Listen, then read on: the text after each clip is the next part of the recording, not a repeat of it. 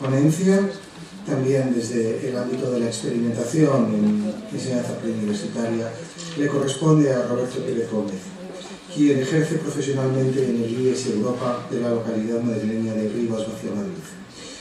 Roberto Pérez Gómez es el responsable del grupo de trabajo de profesores de secundaria del IES Europa en Rivas Vacia Madrid sobre la Shoah y los justos entre las naciones españoles, así como el grupo de trabajo Respeto Intercultural y Educación para la Equidad a través de la Shoah. El tema de su conferencia es la Shoah y los justos entre las naciones españolas. Muchas gracias. Buenas tardes. Bien, pues empezamos, vamos a ver. Antes de nada decirles que yo no soy profesor de historia, soy profesor de matemáticas y pues les voy a hablar un poco desde ese ámbito y un poco desde el ámbito de la tutoría. Bien, antes de empezar quiero diferenciar entre instituto público y colegio concertado privado. Yo estuve 5 cursos trabajando en un colegio concertado y ahora llevo 9 cursos trabajando en uno público. Entonces, todos son ventajas o inconvenientes dependiendo de cómo se aprovechen. En el instituto público es muy difícil llevar a cabo proyectos interdisciplinares por el hecho de que todos los departamentos los consideramos independientes y que nos impongan cosas desde fuera, pues a todos nos sienta mal. En cambio, en un colegio concertado, pues si vienen las directrices desde arriba, pues hay que trabajar la SOA, pues hay que trabajar la SOA y no queda más narices que trabajarla. Entonces todo esto puede ser, ya digo, cosas a favor o cosas en contra. En el público tenemos la posibilidad quizá de, si lo trabajamos desde 2 o 3 departamentos solamente, trabajarlo de una forma más voluntaria y por tanto más entusiasta, y exactamente igual en el concertado, si todo el mundo se involucra muchísimo, pues fenomenal. Pasa igual con el tema del alumnado. En el público tenemos un alumnado, una mayor diversidad, y en el concertado es un alumnado más uniforme. Bien, por otro lado también quiero diferenciar entre holocausto, SOA y genocidio de 6 millones de judíos con sionismo y conflicto palestino-israelí. Yo trabajo en Rivas, que es una ciudad históricamente de izquierdas, históricamente pro-Palestina totalmente, y cada vez que trabajamos estos temas tenemos problemas con las familias, tenemos problemas con los distintos profesores, y yo siempre digo que la política se deja de las puertas del instituto hacia afuera. Y aquí no estamos trabajando de si estamos a favor de Palestina, estamos a favor de Israel. Aquí estamos trabajando que un hecho histórico que fue el genocidio de 6 millones de judíos. Simplemente. ¿Con qué grupos podemos trabajar esto? Bien, se puede trabajar desde el ámbito de la historia, en cuarto de la ESO o en primero de bachillerato, ya que se incluyen los temarios, o por otro lado desde la tutoría. A mí siempre me pareció que el 30 de enero, el Día Escolar de la No Violencia y de la Paz, estaba un poco descafeinado. Eso de llegar un día y llenar el instituto de palomas, o llenar el instituto de pósters, o llenar el instituto de cosas sin más, pues quedaba un poco vano. Entonces, desde hace ya varios años a mí me pareció correcto el juntarlo con el 27 de enero, el Día Internacional de Conmemoración y Memoria de las Víctimas del Holocausto, y desde el plan de acción tutorial trabajar 2 semanas este motivo. La primera semana, mediante la unidad didáctica que les voy a presentar a continuación, o mediante otros trabajos, trabajar el Holocausto, y después ya la semana siguiente pues ya nos unimos al resto del instituto, pues viene haciendo palomas, viene haciendo pósters, o viene haciendo lo que consideremos oportuno, pero ya sabiendo que lo que estamos haciendo es con motivo de algo, con motivo de que lo que hemos aprendido la semana anterior no vuelva a suceder. Y por otro lado, pues desde cualquier asignatura puede trabajarse pues adaptando contenidos, como explicaré al final de la ponencia que hago yo en matemáticas. Bien, mi charla va a tener 3 partes. La primera voy a hablar del proyecto ya realizado, del proyecto que hemos llevado a cabo el año anterior. La segunda hablaré sobre el proyecto que tenemos en proceso, en este curso. Y por último, las actividades que hemos realizado en nuestro instituto hasta ahora. Bien, la SOA y los justos entre las naciones españoles fue un grupo de trabajo llevado a cabo el curso pasado, 2015-2016, y englobado como actividad dentro de las actividades del plan de formación de la DAD Madrid Este. Lo llevamos a cabo un grupo de profesores interdisciplinar, profesores de historia, de filosofía, de matemáticas, de biología o del ámbito sociolingüístico. Bien, como acabamos de ver, no todos los profesores son de historia, de hecho solo había un profesor de historia, con lo cual en nuestra unidad didáctica pues tenemos una primera parte que es un contenido teórico, para que todos los profesores pues, puedan situarse en él. Dentro de este contenido teórico vamos a ver las distintas partes en las que hemos trabajado. Primero hablamos del contexto histórico, centrado en España. Está claro que el rasgo más destacado que tuvo la política exterior española en ese momento histórico es su carácter vacilante. Pasa de la neutralidad en un primer momento posteriormente, cuando Mussolini se inventa ese término de no beligerante, pues Franco, al año siguiente, en 1940, se adhiere a él, para posteriormente reunirse con Hitler en la cumbre de Endaya, mandar la división azul, con la neutralidad en la que ya pasa al final de la guerra. Bien, todo esto se ve muy bien, vamos, esta neutralidad aparente en España, porque sin embargo en España pues los submarinos alemanes repostaban, y hay que decir que, por ejemplo, pues Madrid era un nido de espías, tanto de un lado como del otro, que se ve muy bien pues en el libro de Peter Bensas de Nazis en Madrid, o también en El tiempo entre costuras, que después fue también serie de televisión, que se ve tanto el espionaje y el contraespionaje que había en Madrid en aquella época. En segundo lugar, hablamos del negacionismo. El negacionismo consiste en afirmar que el Holocausto nunca existió, que las cámaras de gas nunca existieron. De hecho, la semana pasada fue noticia que apareció un colgante de una niña en el campo de Sobibor, que fue un campo ya no de concentración, sino un campo de exterminio. Un campo de exterminio que ellos mismos intentaron borrar, porque las cámaras de gas las cubrieron bajo capas de cemento, construyendo una carretera encima, y los edificios circundantes los tiraron y hicieron un bosque. Es decir, ellos mismos eran conscientes de la crueldad que estaban cometiendo y por eso lo intentaron tapar. En este momento, en 13 países de la Unión Europea y en Israel, es delito negar el Holocausto. Con la última reforma en España del Código Penal también nos incluimos y nos adherimos a que ya los delitos de odio son delitos. Bien, en España, aparte, hemos querido destacar un caso excepcional que tuvimos, y del que han hablado ya mis compañeros anteriormente, que es el caso de Violeta Friedman y el honor del pueblo judío.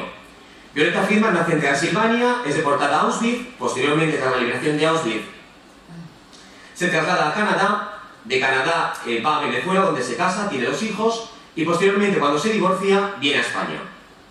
En 1985, Televisión Española emite un documental y posteriormente se publica en la revista Tiempo una entrevista a León Degrelle. León Degrelle había sido exjefe de las SS y había sido el creador del partido Rex en Bélgica.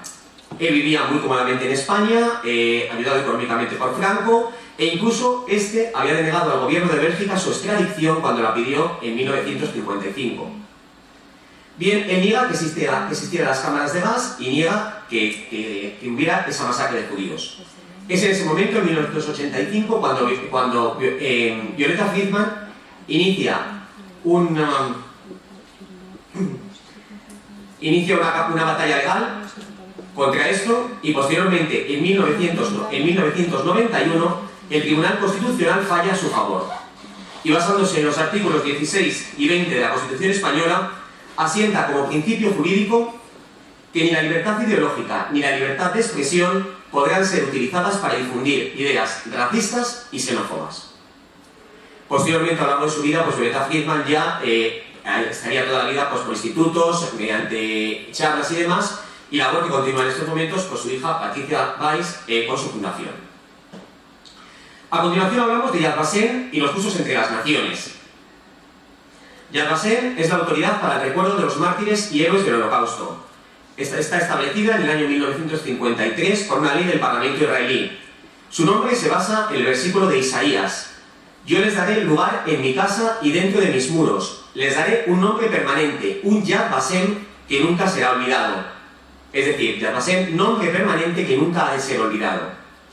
Se encarga de documentar y conmemorar la historia del pueblo judío durante el Holocausto, preservar la memoria de cada una de los 6 millones de víctimas, volvemos a recordar ese Yad Vashem, ese nombre que nunca ha de ser olvidado, impartir el legado del Holocausto a las generaciones venideras por medio de sus archivos, su biblioteca, museos, instituto de investigaciones, departamento de educación, o por último, el reconocimiento a los justos entre las naciones. Hay que decir que los materiales de Yad Vashem son unos materiales buenísimos, y nosotros que estamos dedicados al ámbito de la educación, pues son unos materiales sumamente didácticos. Aquí presento varias imágenes de lo que es Yad Vashem. Por ejemplo, pues está una escultura que tienen, o un memorial, mejor dicho, que tienen con un vagón de los animales, con los que llevaron a los judíos a los campos de concentración. Por otro lado, pues tenemos un aula con los profesores trabajando, el Museo de Yad Vashem, o arriba el memorial al gran pedagogo Janusz Korczak. Perdón.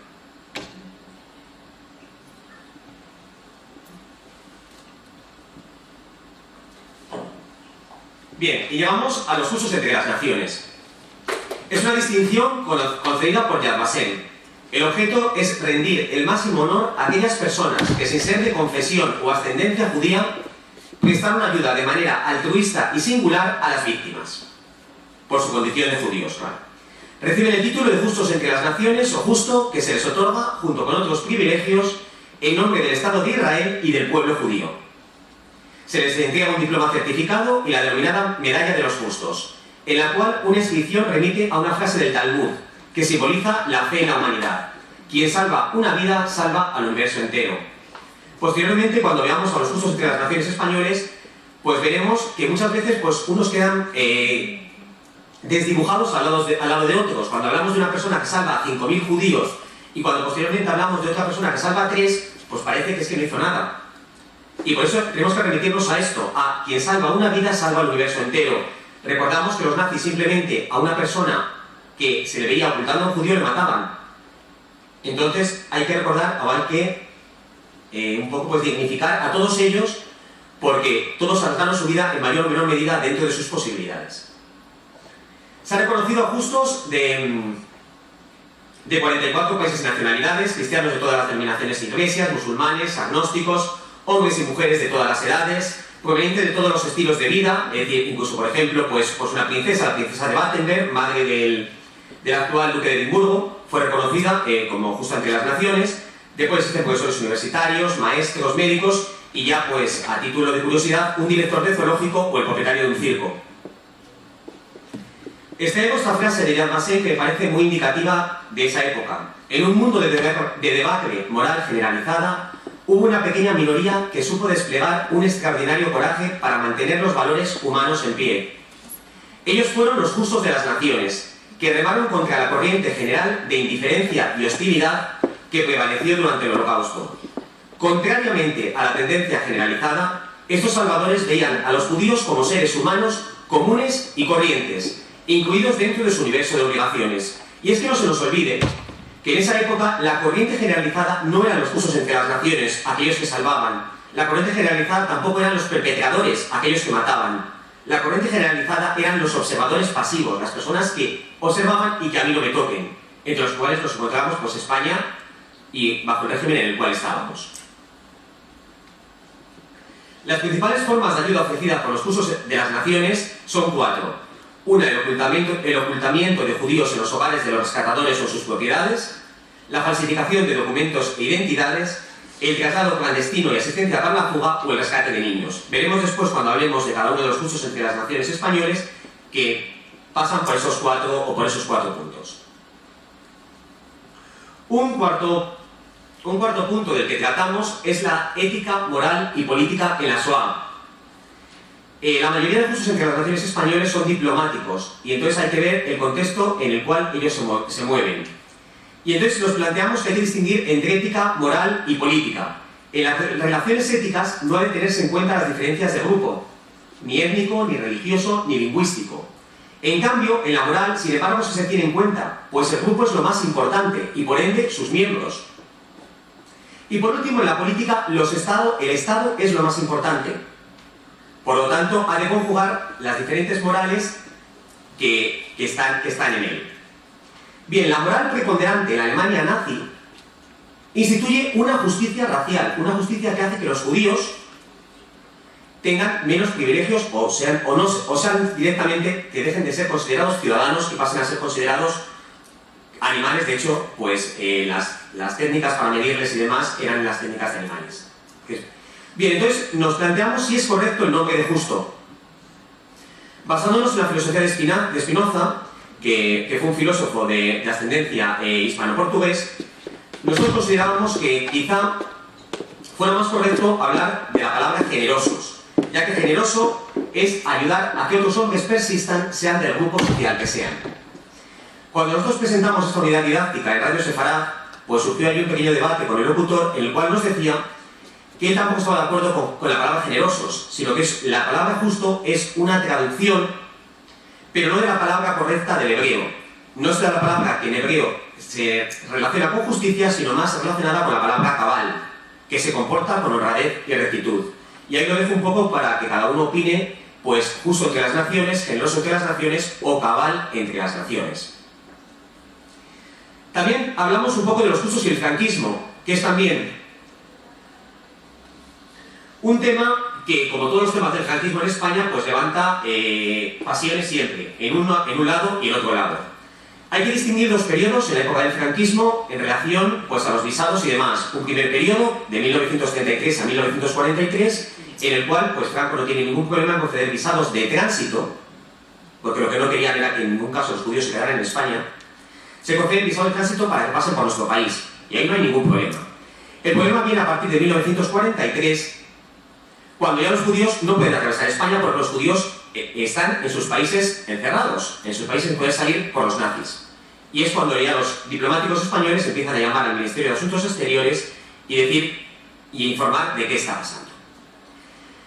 En esto, incluso los periodistas tienen diferentes posturas. Tenemos la postura de Arcadio Espada, en la cual dice que los diplomáticos españoles actuaron bajo las órdenes de Franco y que Franco quiso que todos los justos entre las naciones liberaran a estos judíos. Y por otro lado, José Antonio Lisbona, que quizás es la persona que más sabe, de hecho, tiene un libro que se llama Más allá del deber sobre estos diplomáticos españoles y aparte una exposición que está circulando porque estuvo aquí expuesta en el Ministerio de Asuntos Exteriores y que ahora está pues circulando por el mundo, opina que estos diplomáticos actuaron de manera personal. Estas posturas de Arcadio Espada y demás se basan en que en 1963 Ángel Saint-Brieuc está de diplomático en Nueva York y es llamado a España. Es llamado a España para entrevistarse con un historiador israelí, Isaac Molo, y en el cual pues, hay que destacar a Saint-Brieuc, que dice que él relata que en esos eventos minimiza su papel personal y sobre todo pues, magnifica el papel de las autoridades españolas, lo que dice mucho de su calidad como servidor del Estado. Bien, a continuación presento los nombres de los 7 justos entre las naciones españoles. Presento también la placa en el Jardín de los Justos de Yad Vashem, donde todavía faltan 3 por poner. Y por último, pues, la medalla que se les entrega. Quiero introducir que en enero de que Hitler, para acabar con el problema, aunque intenta acabar con el problema judío, mantiene casi siempre un escrupuloso respeto al criterio de cada uno de los aliados y de sus países neutrales. Por eso, en enero de 1943, el gobierno alemán aprueba un decreto por el que se permite a los aliados repatriar a sus judíos. Por lo tanto, a Italia, Suiza, España, Portugal, Dinamarca, Suecia, Finlandia, Hungría y Turquía se les permite, si el Ministerio lo solicita a los Asuntos Exteriores, repatriar a sus judíos, pero se les concede un plazo hasta el 31 de marzo. Estamos hablando de 3 meses en el año 1943. Fechas que van a ser muy interesantes de cara ahora cuando empecemos a hablar de cada uno de los justos. Bien, Ángel Saint-Brieuc es conocido como el Ángel de Budapest, nace en 1910 y estudia Derecho y la carrera diplomática. En 1942 se nombra encargado de negocios en la Embajada de Hungría. En ese momento Hungría todavía permanece sin la ocupación nazi, está el gobierno de Horthy, que es un gobierno un poco títere, pero por lo menos está todavía libre de la ocupación nazi. En marzo de 1944 Alemania invade Hungría. Y ahí intervienen 3 personas importantes que son las que le hacen conocedor a Ángel Saint-Brieuc de la situación que están viviendo los judíos en ese momento.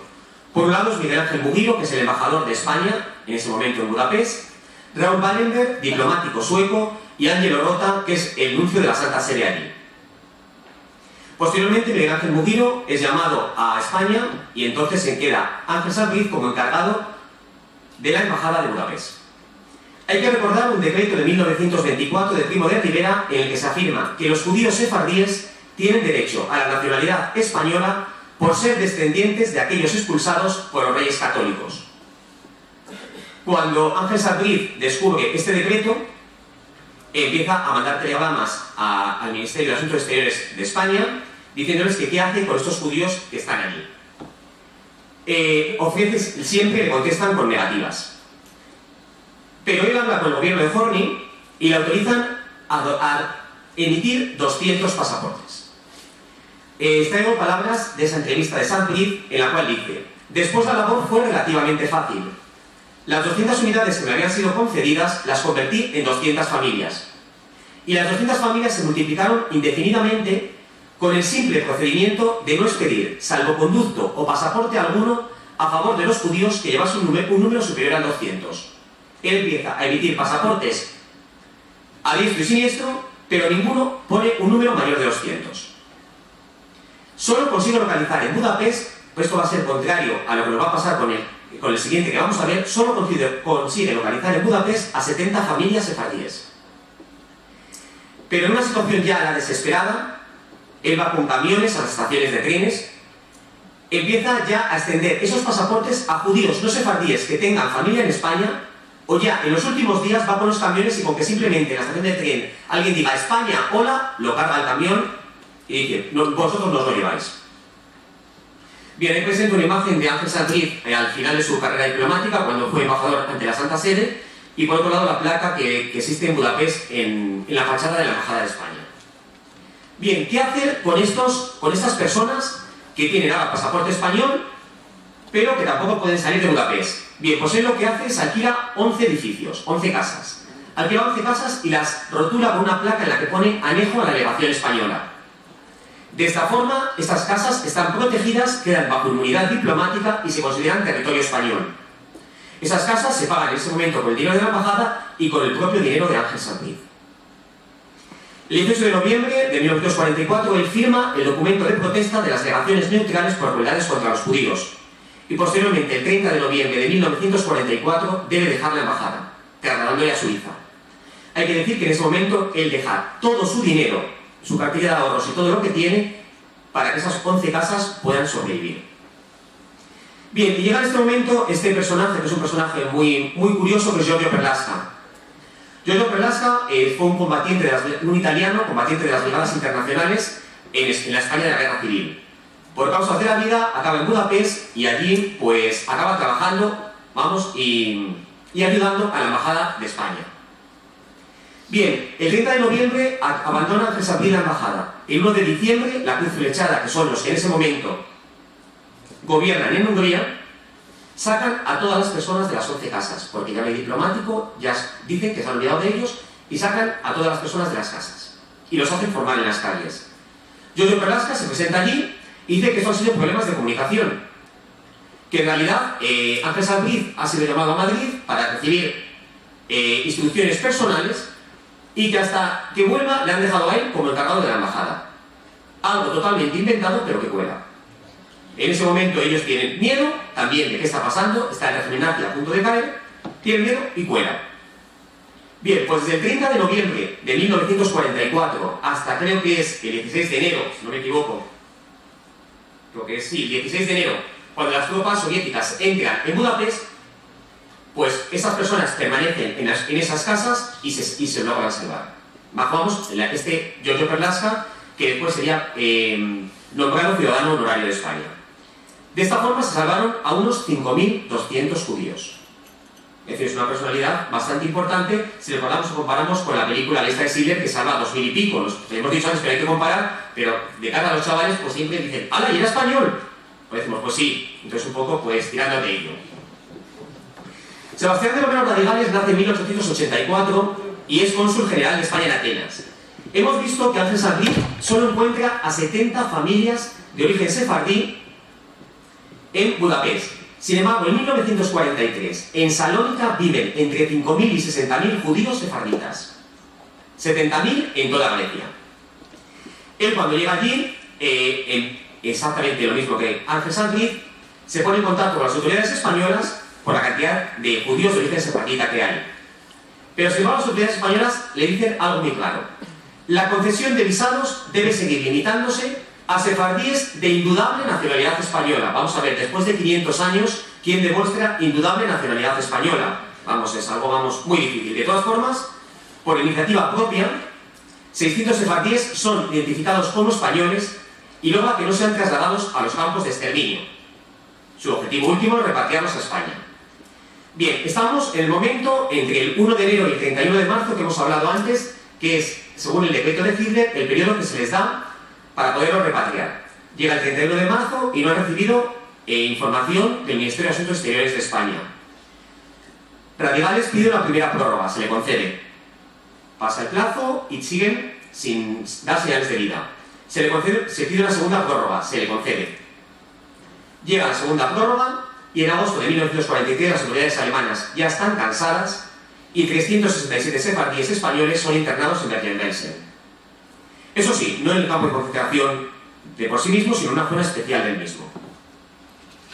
5 meses después, Sebastián de Romero Radigales sigue insistiendo, pero especialmente Estados Unidos empieza ya a insistir muchísimo a Franco y es el que hace que acepte su repatriación.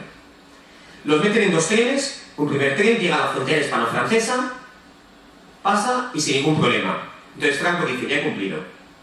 Llega un segundo tren a la frontera y se olvidan de él. Empiezan a pasar las horas y esas personas no se les deja bajar de los trenes, empiezan a mandar telegramas a Berlín, telegramas a Madrid y allí no pasa nada. Después de 36 horas interminables durante las cuales esas personas no se les dejó bajar del tren ni nada, Franco acepta